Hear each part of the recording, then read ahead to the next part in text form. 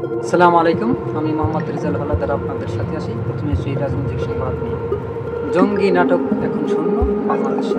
শেখ হাসিনার রাজনৈতিক ভবিষ্যৎ কোথায় এবং বিগত এক বছরে জঙ্গি নাটক কোনো নেই এবং জঙ্গি কোনো হামলা নেই। কোথায় গেল সেই নাট্যকার? আপনারা জানেন, সেই জঙ্গি নাট্যকার এখন ভারতে। সুপ্রিয় দর্শক, বাংলাদেশ গত এক বছরে কোনো জঙ্গি নাটক নেই, কোনো হামলার ঘটনা নেই, অথচ আগের বছরগুলোতে প্রায় আমরা দেখতাম এইসব নাটকীয় ঘটনা। হঠাৎ করে কেন থেমে গেল সেই জঙ্গি নাটক? শেখ হাসিনা আওয়ামী লীগের রাজনীতির সাথে এটার কি যোগসূত্র থাকতে পারে? প্রশ্ন রেখে গেলাম আপনাদের কাছে। অতীতের গল্প 2009 থেকে 2023 পর্যন্ত সময়ে বিভিন্ন জঙ্গি নাটক বলি, পার্টিজান, নব্য, জেএমবি, বুঝি ইস্যু সামনে আনা হয়েছে। বিশেষজ্ঞদের মতে এগুলো অনেক সময় রাজনৈতিক এজেন্ডা তৈরি বা বিরোধী শক্তিকে দমন করার হাতিয়ার ছিল।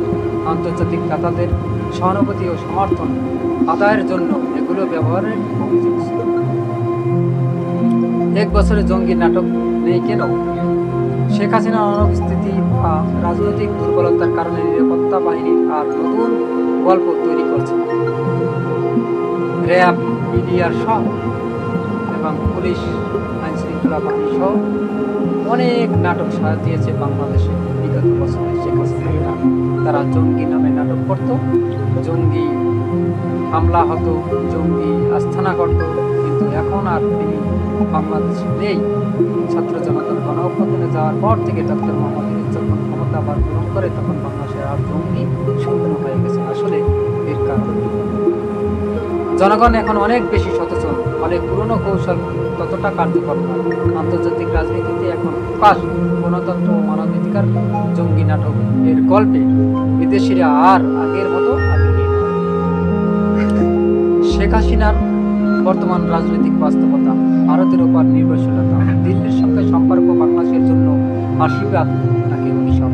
আপনারা জানেন, সাবেক প্রধানমন্ত্রী শেখ হাসিনা এই দিল্লির সাথে সম্পর্কের কারণেই বাংলাদেশের এই জঙ্গি নাটকগুলো করা হতো এবং বাংলাদেশের যত মুসলিম আসলে ছিল তাদেরকে হত্যা করা হতো, তাদেরকে নির্বিচারে নির্মমভাবে হত্যা করা হতো।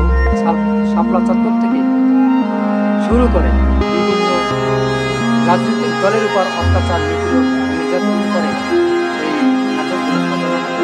এবং আপনারা জানেন যে জামাতের অনেক লোককে ট্যাগ লাগিয়ে মারা হতো এবং ইসলামের যত লোক আছে, ইসলামিক লোক, তাদেরকে জঙ্গি ট্যাগ দিয়ে তাদেরকে হাজতে করে রাখতো, তাদেরকে আয়না করে রাখতো, তাদেরকে টর্চার ছেড়ে রাখা হতো, বিভিন্ন অজুহাত দিয়ে তাদেরকে মেরে ফেলা হতো।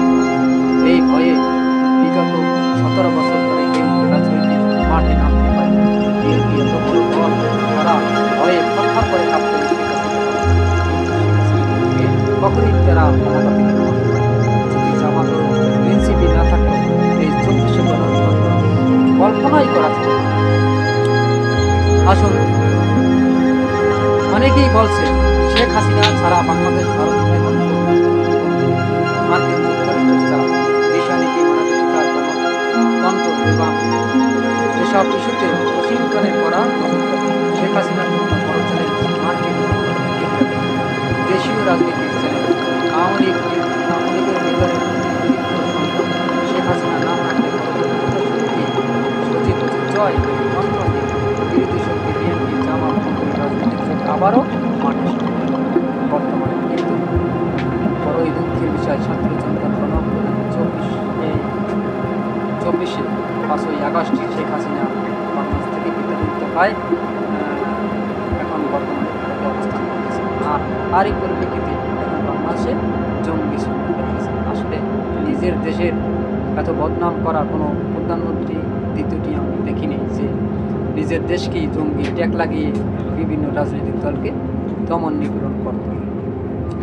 জনগণের বিরূপ প্রতিক্রিয়া, দীর্ঘমেয়াদী ক্ষমতা, দুর্নীতি, বেকারত্ব, ভারত নির্ভরতা, এসব কারণেই জনগণের হতাশা বেড়েছে এবং তাই 2025 সালের রাজনৈতিক ভবিষ্যৎ নিয়ে অনিশ্চয়তা বাড়ছে। কেননা যে 2026 সালে ফেব্রুয়ারি মাসে যে নির্বাচনের কথা আছে সেখানে শেখ হাসিনা দল অংশগ্রহণ করতে পারবে কিনা তারও কোনো নিশ্চয়তা নেই, কারণ তাদের কার্যক্রম সম্পূর্ণ নিষিদ্ধ করা হয়েছে।